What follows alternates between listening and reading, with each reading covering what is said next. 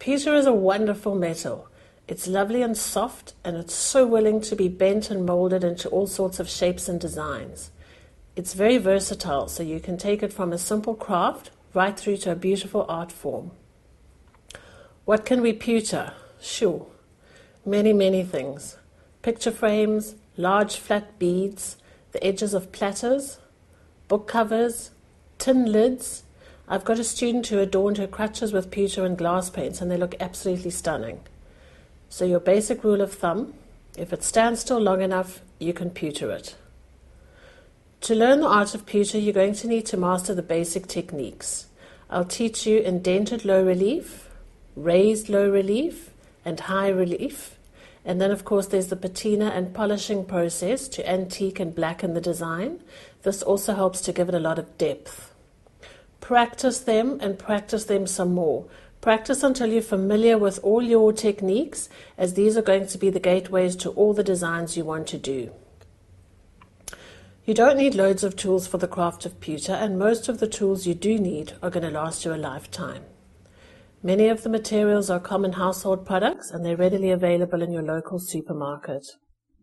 I'm going to demonstrate each technique, so sit back and watch me work through each project and then try it yourself. I'll explain the tools and materials needed as I use them while I'm working through the projects. I'll show or discuss alternatives to some of the tools and materials, and then you can decide which you prefer. We use thin sheets of pewter for our craft, and it comes on a roll very similar to tinfoil. It's made up of various metals, which include copper, lead, and tin. The shiny outside that you see is a tin layer. Some pewter has a right and a wrong side. If it does, the wrong side has got a dull bluish tint to it, and the polishing process does not take well on the wrong side. The pewter that I'm going to use doesn't have a right and wrong side, but obviously once I start working on it, the design is going to determine a right and wrong side. So what I've done is I've marked the back of my pewter that I'm using in this video with a black mark, so it's easy for you to see which side of my design I'm working on. Designs. You'll find them everywhere.